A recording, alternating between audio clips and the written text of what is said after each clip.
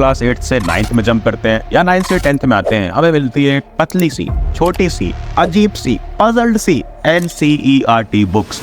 पूरे साल हम इस बुक को पढ़ते हैं स्कूल में, कोचिंग में, खुद से, बट पूरा साल बीत जाता है और रिजल्ट टाइम पे हम देखते हैं जितने भी टॉपर इंटरव्यूज हैं सब में टॉपर ने बोल रखा है NCERT is the king. But हमने भी वही सेम बुक पढ़ी थी, फिर हमारे रिजल्ट में 96 का 69% क्यों बना हुआ है? एग्जैक्टली यही समझेंगे इस वीडियो में। अगर एंड तक देख लेते हो तो इसके बाद NCERT के बेताज बादशाह बन जाओगे, अगर एंड तक से होती है। के साथ पढ़ सीनियर्स को भी सब्सक्राइब कर लो ताकि हम रहें 10th के साथ भी और 10th के बाद भी। क्या हाल पढ़ ले गैंग, स्टार्ट करते हैं हम ये वीडियो। 7 पॉइंट्स हैं इस वीडियो में, 7 के 7 पॉइंट्स अगर समझ लेते हो तो NCERT के बेताज बादशाह बन जाओगे। Point number 1 says it clearly कि NCERT is boring and unstructured. क्यों बोल रहा हूं मैं ये बात? जैसे एसिड बेसिस एंड सॉल्ट का अगर हम चैप्टर खोलते हैं, स्टार्ट होता है NCERT में इंडिकेटर से, एक ब्रीफ इंट्रो देके जो हम बिना टीचर के नहीं समझ सकते। और अगर इतना कंफ्यूजिंग स्टार्ट दोगे किसी चैप्टर को तो बोर हो जाओगे और कुछ समझ में नहीं आने वाला। इसीलिए इस पजल्ड वे को अनपजल करते हैं हम वीडियो लेक्चर्स के थ्रू, क्लासरूम में लेक्चर्स के थ्रू या नोट्स के थ्रू, जहां स्टार्ट होता है टॉपिक एसिड से कि एसिड क्या है, बेस क्या है, फिजिकल केमिकल प्रॉपर्टीज क्या है, फिर इंडिकेटर्स पे आते हैं क्योंकि उसके बाद ही हम इंडिकेटर्स को समझ सकते हैं। और इसलिए ही मैं ये ऑनेस्टली एक्सेप्ट कर रहा हूं कि NCERT is boring. That's why you should have the best notes in the market. अगर खुद से नोट्स बना रहे हो 9th में 10th में तो अच्छा है, अदरवाइज क्लास 9th के लिए फ्री ऑफ कॉस्ट नोट्स ये देखो तुम्हारे सामने, तीनों सब्जेक्ट के SST मैथ साइंस के लिंक मैं ड्राइव की डायरेक्ट लिंक दे दूंगा डिस्क्रिप्शन में। और 10th के लिए जिन नोट से हमारे 4 साल से 99% आ रहे हैं स्टूडेंट से, उनको हमने ट्रांसफॉर्म कर दिया है बहुत ही इंटरेक्टिव चीज में, as per the latest NCERT 99 pages की ई बुक के अंदर। और इस ई बुक में तुम्हें तीनों सब्जेक्ट बहुत कंसाइज मैनर में मिल जाएंगे। बस 99 पेजेस पढ़ा और वो पूरा का पूरा सिलेबस उस सब्जेक्ट का स्वाहा।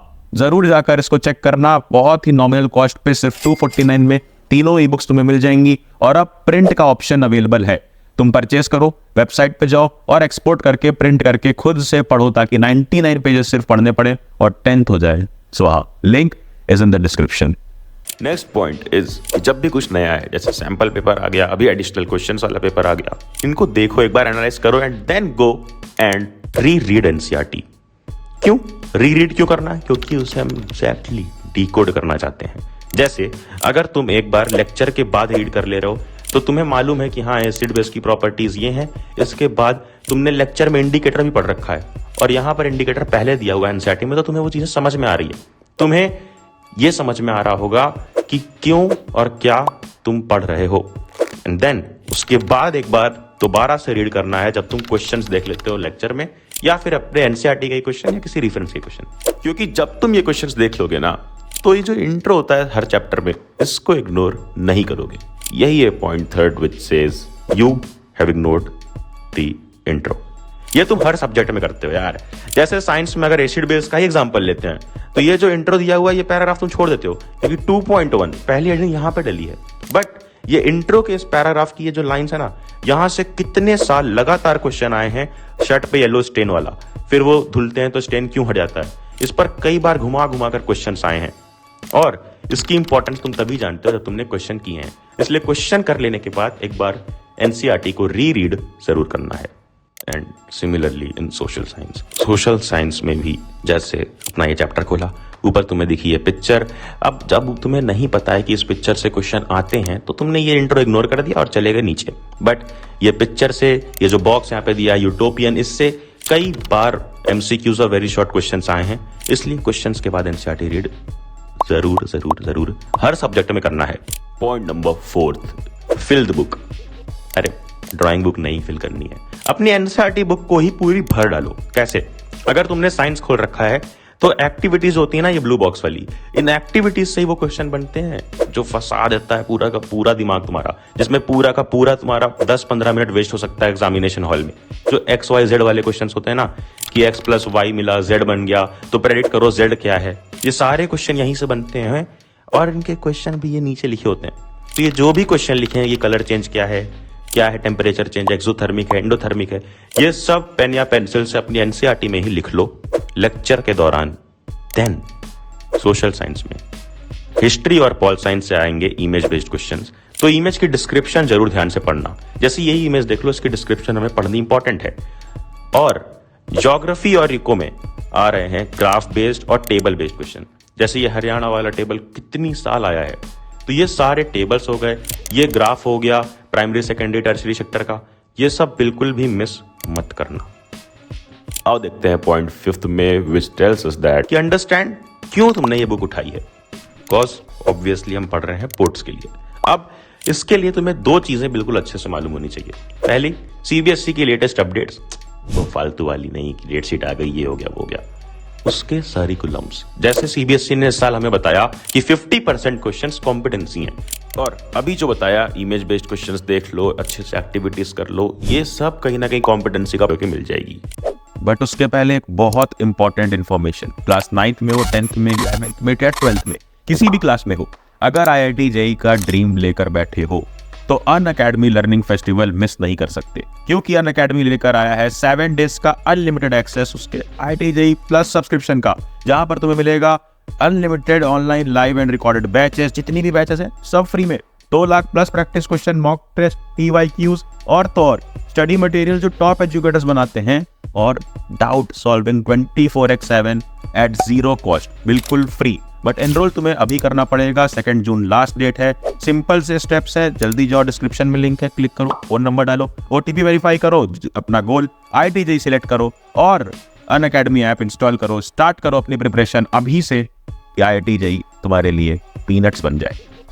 और हम चलते हैं पॉइंट 6 की तरफ, NCERT क्वेश्चंस की कितनी इंपॉर्टेंस है। अब क्वेश्चंस की अगर बात करें तो साइंस में इन टेक्स्ट क्वेश्चंस यार एक्सरसाइज से भी ज्यादा इंपॉर्टेंट है। इट्स लाइक उसके लिए उसका बेस्ट फ्रेंड तुमसे ज्यादा इंपॉर्टेंट है। भैया फंस गए बामुन की लड़की के चक्कर में। ओए ओए ओए। क्योंकि जो इन टेक्स्ट क्वेश्चन है इसमें हर एक चीज कवर होती है डिटेल में, एंड में जो एक्सरसाइज है उसमें ऊपर के क्वेश्चंस होते हैं। जो इन टेक्स्ट क्वेश्चंस बिल्कुल ध्यान से करना। देन शॉकिंग बात यह है कि मैथ्स के सॉल्व्ड एग्जांपल्स काफी ज्यादा इंपॉर्टेंट होते हैं, चाहे वो NCERT हो या फिर तुम्हारी रेफरेंस जैसे RD शर्मा या RS अग्रवाल। एग्जाम्पल से कई बार क्वेश्चंस आए हैं, ये देखो मैंने खुद बात की थी टॉपर्स ने, और उसने खुद ये बात बोली थी। देन अपना सोशल साइंस में एंड में जो MCQs हैं, मैथ्स द कॉलम्स हैं, वो सिमिलरली उठ के आ जाते हैं कई बार। तो प्लीज़ NCERT के क्वेश्चंस इग्नोर मत करना, और कैसे इस तरह का एक अपना मटेरियल, एक अपना खुद का वेपन बना सकते हो कि एंड में जब तुम जाओ तो सारा क्वेश्चन NCERT का तुम्हारे दिमाग में रहे, कुछ भी मिस आउट ना हो। तो ध्यान से सुनना, point number 7 is magic book. ये चीज़ मैं पिछले 3 साल से बता रहा हूँ, क्योंकि मैंने ये खुद बनाई थी। ये देखो अपने टाइम पर क्या किया, ये एग्जाम्पल है मैथ्स का कि एक चैप्टर का जो भी क्वेश्चन में मैं बार बार अटकता था वो क्वेश्चन लिख लिया, जो गलती मैं बार बार करता था उस टाइप के क्वेश्चन में वो गलती लिख लिया यहाँ पर देखो। और ये ट्रिक, ये टेक्निक को मैंने डिटेल में समझाया है इस वाली वीडियो में। ये वीडियो बहुत ज़्यादा इंपॉर्टेंट है, मेरी फेवरेट वीडियो आज तक की, लिंक डिस्क्रिप्शन में दे दूंगा, जाकर एक बार देखना। यहाँ पर समझाने के लिए मैं तुम्हें एक बार फिर से बता दे रहा हूँ कि इसी तरह से तुम्हें मैथ्स में जो भी क्वेश्चन में बार बार अटक रहे हो, चाहे वो NCERT का हो या फिर जो भी बुक तुम सॉल्व कर रहे हो, RS RD, उसका क्वेश्चन वहाँ पर नोट कर लो, गलती नोट कर लो, और सॉल्यूशन तुम्हारे ऊपर है, नोट कर लो सिर्फ मैथ्स में। एंड साइंस में तुम्हें क्वेश्चन नोट करना है, साथ में एक्टिविटीज़, रिएक्शंस, ये सारी चीज़ें नोट करनी है कि एंड में तुम्हारे पास अपना खुद का मटेरियल हो पढ़ने के लिए। एंड सोशल साइंस में स्टेटमेंट्स लिख लो, क्योंकि अब स्टेटमेंट बेस्ड क्वेश्चंस आ रहे हैं और स्टेटमेंट्स चेंज हो जाते हैं, बट आंसर के जो पॉइंट्स हैं वो सेम होते हैं। अपने सामने देखो, बिल्कुल सेम पॉइंट्स होते हैं, और इन पॉइंट्स को नहीं लिखना है, इसके जगह पे लिखना है बस एक वर्ड, जो मैंने 99 पेजेस ई बुक में भर के डाले हैं, तुम खुद अपने सामने देख सकते हो।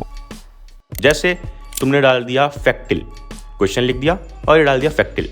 तो डिफरेंस ये आया कि बाकी बच्चे जो पूरा आंसर लिखे हैं वो एक्टिव रिकॉल नहीं कर रहे होंगे, बट जब तुम ये वर्ड देखोगे, सिर्फ क्वेश्चन देखा वर्ड देखा, तो तुम एक्टिवली रिकॉल करोगे कि इस वर्ड से क्या थे वो 6 पॉइंट्स।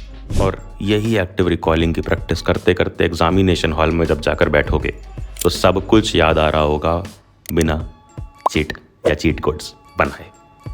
और ये पॉसिबल करने के लिए क्लास 9th वालों, ड्राइव की लिंक डिस्क्रिप्शन में दी है, नोट्स पड़े हुए हैं और लेटेस्ट नोट्स अपडेट हो रहे हैं, जाकर जरूर एक्सेस कर लेना। और 99 पेजेस, क्लास 10th वालों 99 पेजेस ई बुक अगेन मिस मत करना।